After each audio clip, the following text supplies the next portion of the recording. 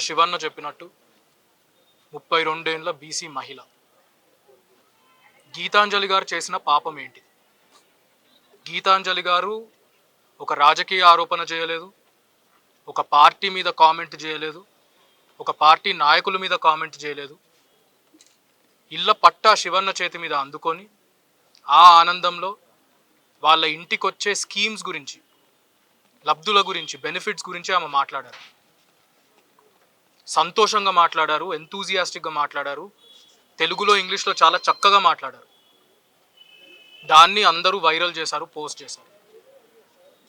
మీలో ఎంతమంది దాని కింద వచ్చిన కామెంట్స్ కానివ్వండి, ఆమె మీద జరిగిన ట్రోలింగ్ కానివ్వండి చూసారో లేదో నాకు తెలియదు.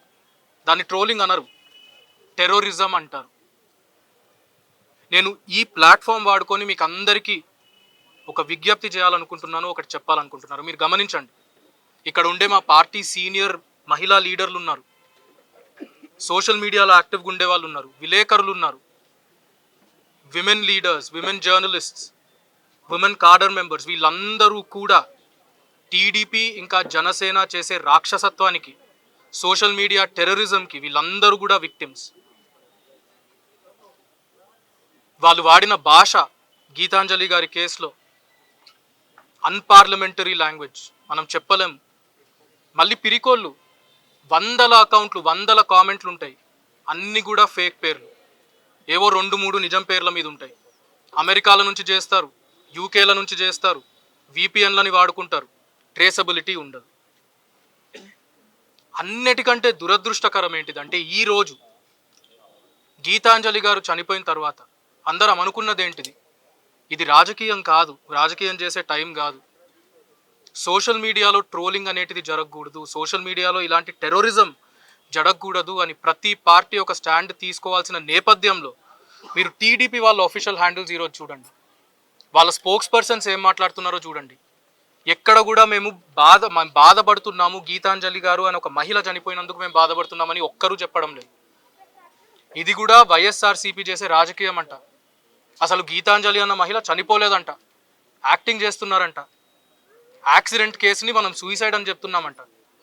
ఇక్కడ అన్న ఉన్నారు, వాళ్ళ భర్త, ఆయనంతకాయన ఇలాంటి టైంలో మీడియా ముందరకు వచ్చి మాట్లాడాల్సి వచ్చింది. అది వాళ్ళు చేస్తూ ఉన్నది. ఇప్పుడు కూడా పోస్టులు పెడతా ఉన్నారు. పైన మేము వాళ్ళ ఫ్యామిలీతో మాట్లాడుతుంటే ఇంకా పోస్టులు చూస్తున్నాం.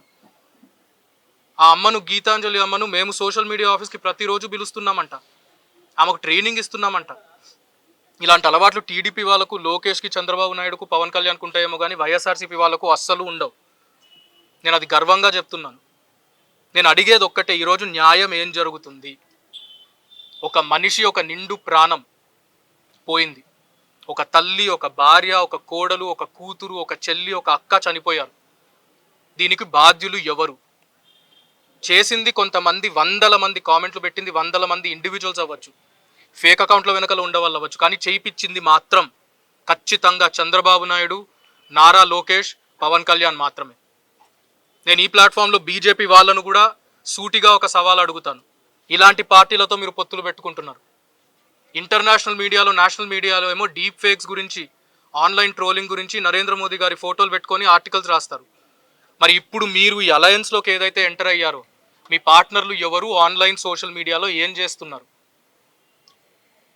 నేను నా గుండెల మీద చేయబెట్టుకొని చెప్తాను, వైఎస్ఆర్సీపీ సోషల్ మీడియాలో మాత్రం ఎక్కడా కూడా ఆడవాళ్ళ మీద అబ్యూజ్ అనేటిది జరగలేదు, జరగదు కూడా, అది జరగనివ్వరు మా నాయకులు జగన్మోహన్ రెడ్డి గారు. నేను మళ్ళీ మళ్ళీ కూడా అడిగేది ఇదే మన మీడియా మిత్రుల ద్వారా, దీనికి బాధ్యులు ఎవరు? ఒక టీడీపీకి కానీ, ఒక జనసేనకి కానీ, దాన్ని పాలించే ఒక చంద్రబాబు నాయుడుకి, ఒక లోకేష్కి, ఒక పవన్ కళ్యాణ్కి కానీ ఇంతైనా, ఒక రవ్వంతైనా బాధ ఉందా? ఒక నిండు ప్రాణం పోయినందుకు కారణం ఆ పార్టీకి సంబంధించిన లీడర్లు, ఆ పార్టీకి సంబంధించిన కాడర్. ఈరోజు డెమోక్రసీలో ఒక బ్లాక్ డే. అందరం ఈ రోజుని, నిన్నటిని, ఈ రోజటిని గుర్తుపెట్టుకున్నాం. డెమోక్రసీలో ఇది ఒక black day. Freedom of speech అనే ఒక బేసిక్ ఫండమెంటల్ రైట్ని ఒక ఆడ మనిషి ఉపయోగించుకొని ఆమె ఒపీనియన్ని ఎక్స్ప్రెస్ చేస్తే దాన్ని పట్టుకొని దీని వరకు తీసుకొచ్చారు. Today is a black day. ఇది అందరం కూడా గుర్తుపెట్టుకున్నాం.